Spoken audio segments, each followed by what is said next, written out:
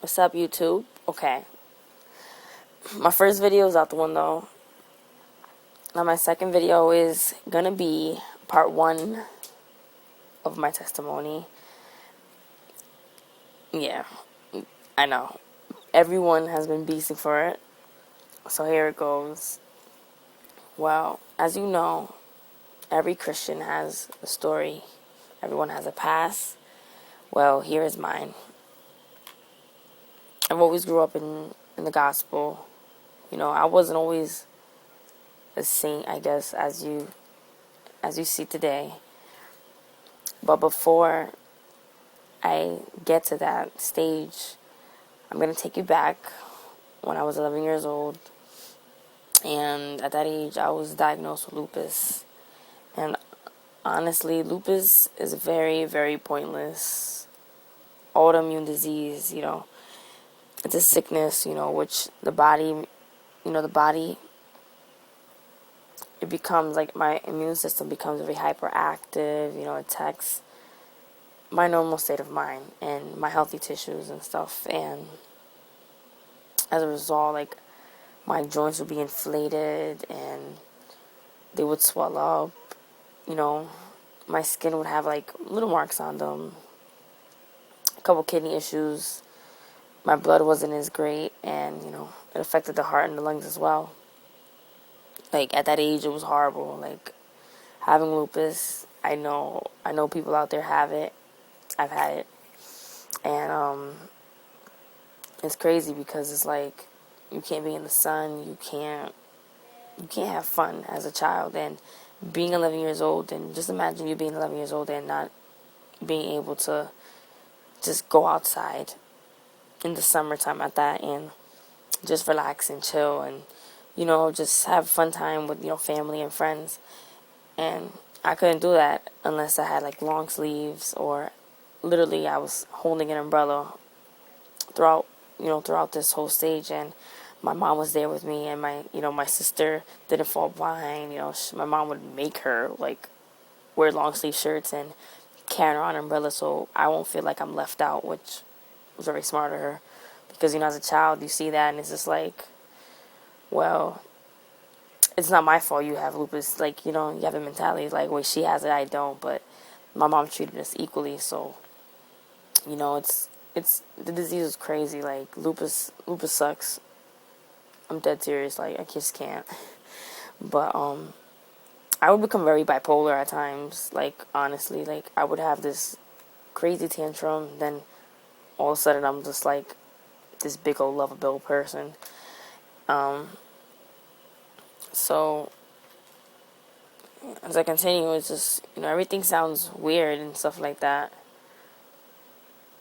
This kind of sound weird, but, you know, me being diagnosed with lupus was actually a big test of faith for my mom's. And it was something she was praying and stuff, and, you know, God told her she was going to go through something big, you know, and he was preparing her. And she didn't know exactly what was going on or whatever, but this was it. And she noticed when I started having these weird marks on my head. I had like orange marks on my head. My hair started falling out, and it was just acting weird. So as soon as she took me to the hospital, she found out that I had lupus. And, you know, it's not a joke, because it's just like, wait, my daughter's 11 years old and she has lupus. You know, it's like, it's shocking, it's very shocking. It's just like, what are you supposed to do? But my mom knew what to do. She prayed, and I thank God for her, because, you know, I was at stage 1 of lupus, which is not as bad, but at the end of the day, it's still a disease that, you know, they can grow out, and it's usually found in girls or women. But all my mom did was pray, and she went all out. Like, she exaggerated, which was kind of cool, but she exaggerated. Like, she told people, like, I have family in Puerto Rico, so she told the people in Puerto Rico. So my uncle's a pastor, and my grandfather, everyone in Puerto Rico, just praying for Charlene. And, you know, she would go online. I didn't even know that. I found that out, like, last year. She would go online, and send prayer requests and stuff like that. And I found it kind of interesting how I didn't even know that. So it's like around the world, people were praying for me, and, God made a way for me. God really did. I remember I turned 12. It wasn't that many, like, how do I say this? It wasn't that long, actually.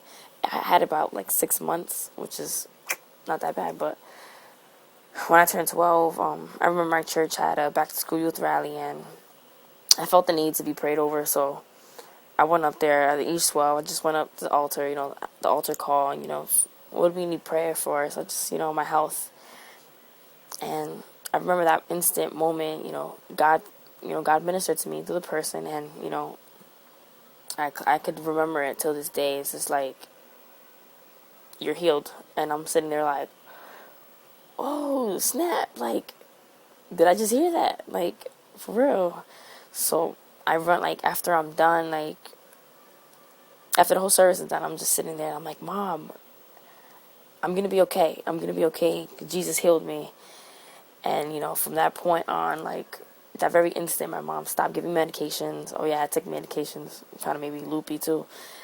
She gave me medications, and she stopped giving me the medications. And, the doctor kept telling her, like, no, you have to give it to her. And, like, it's funny because the doctors would think that my mom was crazy because, like, she just kept telling them, my daughter is healed. From day one, she was like, my daughter is healed, so in the name of Jesus, she's healed.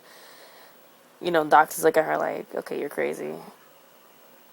And, until that day when they started doing the tests, I had a kidney biopsy, of course, and I had the testing, like, after me hearing that, me telling her, I went to the doctors, they did a test on me, they were checking me and stuff, and, they legit was like, oh, there's no sign of lupus, but, still give her the medication, because you never know, it could come back up. And my mom's like, no, it's okay.